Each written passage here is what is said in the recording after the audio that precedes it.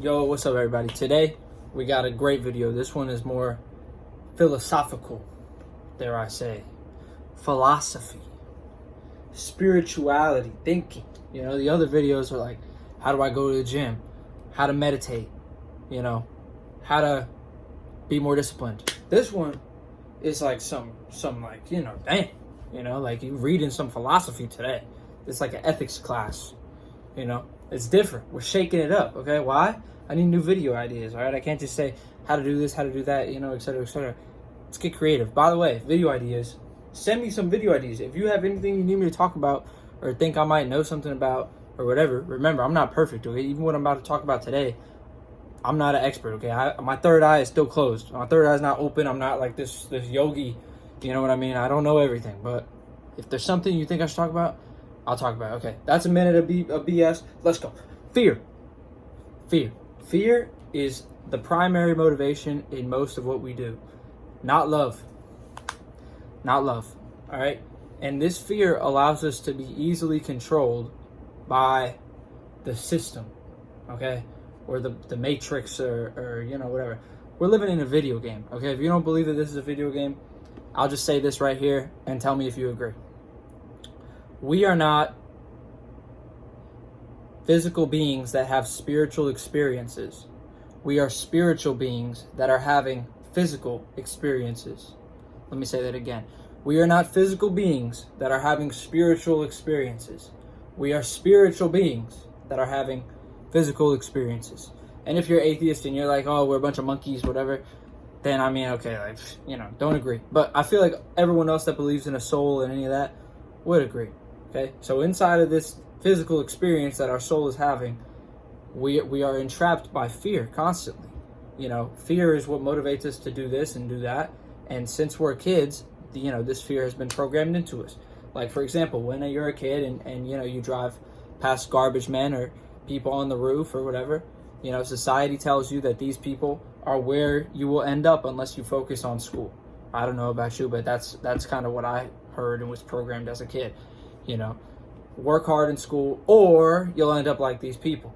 And this happens, you know, in all kinds of things. To girls, they say, be pretty, dress pretty, or you can't be like this pretty princess in the Disney movie, right?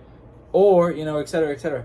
Like, there's so many examples of, like, you know, you have to succeed, you have to be pretty, you have to do this or that. And this ties into consumer culture, right? And once again, I'm a victim to all of this, okay? You don't see me wearing, you know, just a bunch of rags and stuff and living out there in the street. Like I said, my third eye is still closed. I'm not a monk, right? But this ties into consumer culture because they say, dress nice, have a nice watch, be very well groomed, et cetera, or people won't treat you with respect, right? It's a fear. It's a fear of things not going your way. And that's what makes you do the stuff that you do, right? It's a fear. Another example, you know, people in the gym. What percentage of the people in the gym do you think are there because of fear? And what percentage do you think are there because they just love the gym? Deep down, the reason why most of the people in the gym are there working out is because they're afraid of being overweight and being unattractive. They're afraid of negative health consequences. They're afraid of their body falling apart. Very few of them are following like the Epictetus, who's this old Stoic philosopher. And he said, you know, each and every day it is, I think it was Aristotle or Socrates or Plato actually who said one of these, and he was like, it is such a wonder to see what the body is capable of doing, or something like that. Like, the very few people are in there like, wow, like I'm pushing this body that you know, my spirit is enclosed in to its limits and watching it grow and seeing what it's capable of doing. Very few, you know, everyone in there is there because of that. And most people in the workplace or the university, like everyone you see in the cubicle, everyone you see in a college lecture classroom, they're there out of fear. They're there because they don't want to end up poor. They don't want to end up a disappointment to their family. How many of them are there because they just love contributing to society with the work that they're doing? How many people are out there getting a college degree because they just love being an educated person and they just love, you know, trying to go out there and take what they learn and help the world? That's the primary motivation. Very few. Most of them, their motivation is a fear of failure, a fear of disappointment to the family, a fear of being poor, et cetera, et cetera. And so this fear motivates us each and every day. And I think that that's always existed, right? Even if you look at cavemen times, it was the same way, right? Why would they have to go out there and hunt and kill? Fear that they would die. Was it because they love hunting? I don't think so. It's because fear, well, I guess it was because of necessity, but also the fear of failure and the fear of inevitable death, right? But back to the example of choosing between your motivation in the gym, right? So fear of your body turning out badly, and a love of seeing what your body's capable, a love of treating your body like a beautiful, instrument or a statue or whatever. The people that are motivated by treating it like a statue are going to be much more successful, much more consistent, and most importantly, much happier, because they're going to enjoy what they do more. People in university getting an education, people that are motivated because they want to become a more educated person and learn more about this field, they're going to be receiving better test grades. They're going to, most importantly, they're going to be happier and better at everything that they're doing, right? You don't need a study to know that. It's facts, okay? It's facts, right? If you can figure out how to be motivated by love of what you do and by a wonder of the capability of what you are doing, you will be automatically better at it. It'll be easier for you. You'll be happier, okay? Real quick note on happiness, right? This goes back to the whole comparison is the thief of joy, or like the Buddha said, that attachment is the root of all suffering, and I think that these comparisons are kind of what's going on and what will always happen, right? So even if you follow this pursuit of love, sorry, I'm getting a little off on a tangent here, but even if you follow the pursuit of love in what you're doing, still you might end up comparing yourself to whoever's above you, right? Even Elon Musk has the stockholders and everyone else, shareholders, and everyone else above him, right? There's no top of the ladder. You'll always have someone out there to compare yourself to, right? Which will happen more to you if you're following that path of like fear of not being good enough, right? Which is what most people are following in everyday life. But if you're following, I love what I do, I love contributing here, this is great, you're not even going to stop to look around and compare, right? But because you're so in that fear that this person might be doing better than me, you'll never be happy, because you'll always be comparing, and comparison is the thief of joy, right? And you always be attached, right? Buddha, attachment is the root of all suffering, right? You always be attached to this other possible outcome, right? What if I'm making more money? You get attached to that. You get attached to your job. You get attached to these things that you have, right? Say you flunk out of university, whatever, right? It's all gone, boom, RIP mental health, RIP social health, RIP physical health. You're done, buddy. You're done, because you got so attached, because you were so motivated by fear. But that would never even happen if you truly loved what you did, right? So the few people that are motivated by what they love to do are ultimately the people that get remembered in history. At least if I feel like you look at history, like, Nikola Tesla, Steve Jobs, for the most part, when they were starting off, I don't know them personally, but I would assume that they wanted to change the world. They wanted to make a contribution to the world. They loved what they did. I really highly doubt that these people were motivated by a fear of disappointing their family, or a fear of being poor, or anything like that, right? A lot of these social media gurus that we see today who are like, get rich quick, get a Bugatti, whatever. Those people are telling you need to get rich because you're going to be a poor little brokey, and they're trying to motivate you by fear, right? But even if you follow whatever path, as long as you're motivated by fear, you're still going to be comparing and not feeling like you're good enough, and not really loving the work that you do. And you can say that's BS. Once I get my yacht and my boat and everything, doesn't matter how I got it, I'll be pretty happy on my boat. Keep laughing from down there, brokey, right? And that's okay. I guess your third eye is all the way closed if you think that. You're not thinking in like a spiritual or like a philosophical kind of direction with it, right? And you can run, but you can't hide.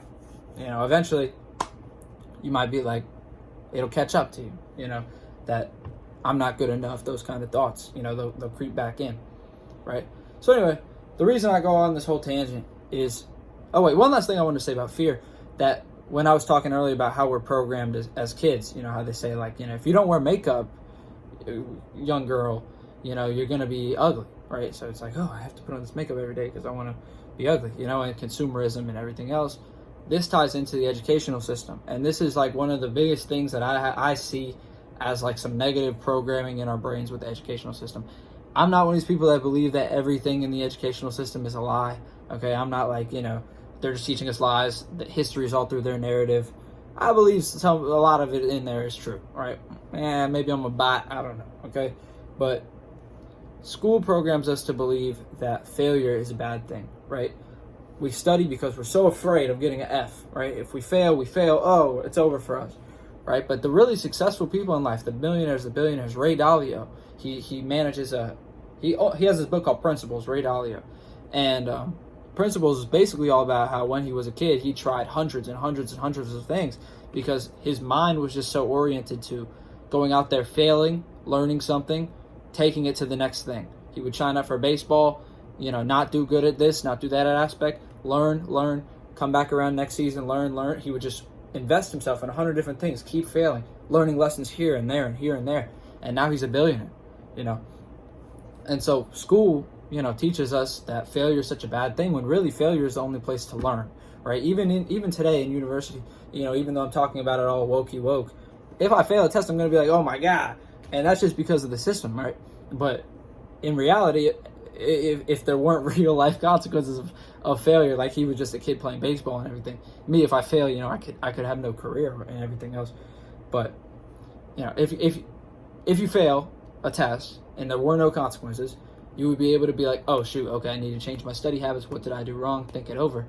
But instead, we're just filled with this devastation, this, oh, no, I'm a failure, et cetera, et cetera, et cetera, because we've fallen apart from that love of what we do, right? And so how do we get this love of what we do if you don't have it? Well, first is noticing, right? So think about your motivations for what you're doing every day in life, right? If you're doing it to provide for your family because you love your family, fantastic, right? You could argue, I'm afraid that my family will starve or whatever, but I believe that if you're a father or mother and you love your family, you want to provide for them, that's motivation by love, right? I'm not even going to try to say that you're motivated by fear there because, you could try to argue that, but I don't think so, right? So first thing is noticing, right? Again, just notice your motivations behind things. Think. Second thing is you're in control of your brain, dude. You're in control. Everybody thinks, you got to do this to be happy. You got to do this. You got to have this and that and this and that. Literally sit there and meditate for 5 minutes and just calm down. Take yourself to one of the happiest moments in your life, and you will be filled with happiness like you never felt, bro. You will be smiling. You'll be like, oh, man, that was such a great moment. You don't have to go out there and buy something to feel happy. Just figure it out.